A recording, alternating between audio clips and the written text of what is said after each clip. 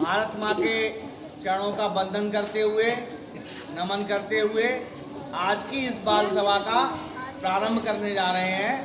तो सभी बच्चे आज की बाल सभा में प्रेरक प्रसंग सुनेंगे और उस पर अमल करेंगे।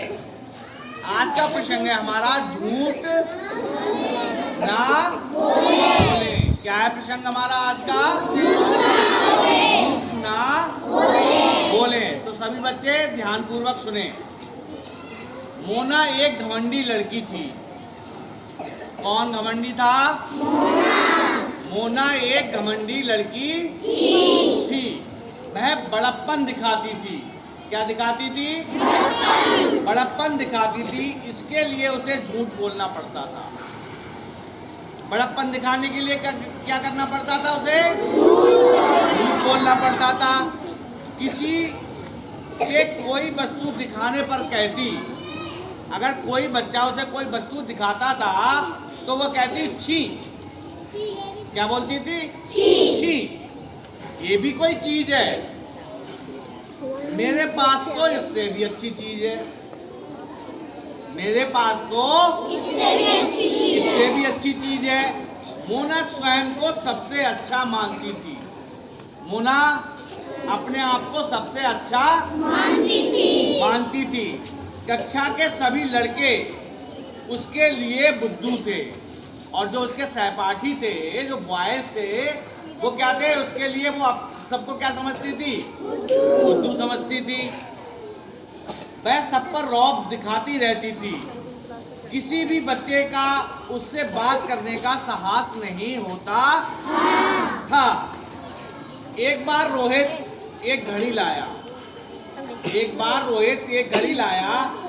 सबने उसकी घड़ी को मतलब प्रशंसा की, ठीक है ना। पर मोना ने कहा ये भी कोई घड़ी है।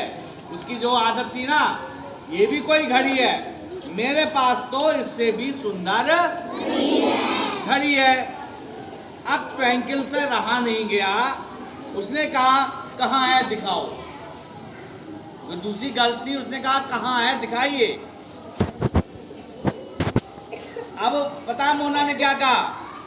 उसने कहा कहाँ है दिखाओ, कल दिखा दूंगी। मोना ने क्या कहा? कल दिखा दूंगी, मोना बोली। मोना के पास कोई घड़ी थी ही नहीं। कल का बहाना बनाते उसने महीनों गुजार दिए। सभी बच्चे उसका राज जान गए। मोना की पोल खुल गई और वह रोने लगी और बोली अब मैं कभी झूठ नहीं बोलूंगी।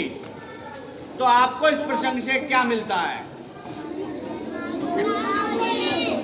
हमें कभी भी झूठ नहीं बोलना चाहिए। हमें सत्य की राह पे चलना चाहिए। देखिए, सत्य का मार्ग जो है कठिन जरूर होता है, मगर जो है विजय हमेशा सत्य की ही होती है। आज आप एक झूठ बोलोगे और उस झूठ को छुपाने के लिए आपको बार बार झूठ बोलना पड़ेगा, मगर जो झूठ होता है वो कभी छिपता नहीं है। एक ना एक दिन सामने अवश्य आ जाता है। जिस प्रकार आप देखिए होमवर्क करके नहीं लाते हैं, स्टूडेंट अधिकतर होमवर्क करके नहीं लाते हैं तो वो बहाना बनाते हैं, झूठ बोलते हैं ना अपने टीचर से कि मम्मी ने नहीं पढ़ने दिया, कि अब ये हो गया। कोई ना कोई बहाना आप बना के लाते हैं, केवल झूठ बोलते हैं, जबकि आपके पास पढ़ने के अलावा कोई कार्य नहीं होते हैं ना। आपके पेरेंट्स पढ़ने से रोकते हैं, कोई भी पेरेंट्स नहीं रोकेगा आपको पढ़ने से अगर आप कहोगे मुझे गृह कार्य करना है। मगर फिर भी आप कभी पेरेंट्स के ऊपर डाल देते हैं, कभी स्वयं ही बहाना बनाते हैं। तो किसी बच्चे को कभी भी झूठ नहीं बोलना चाहिए। रास्ते में कितनी भी बड़ी कठिनाइयां क्यों ना आए, हमेशा सत्य के मार्ग पे चलो। सत्य का मार्ग जो है थोड़ा कठिन जरूर होगा, मगर अंत में विजय सत्य की ही होगी। तो आज से आप प्रण लें, किसी भी स्थिति में हम झूठ नहीं बोलेंगे। तो आज से आप प्रण लें सभी बच्चे कि हम किसी भी परिस्थिति में झूठ नहीं बोलेंगे। राइट? तो बस आज के लिए इतना ही।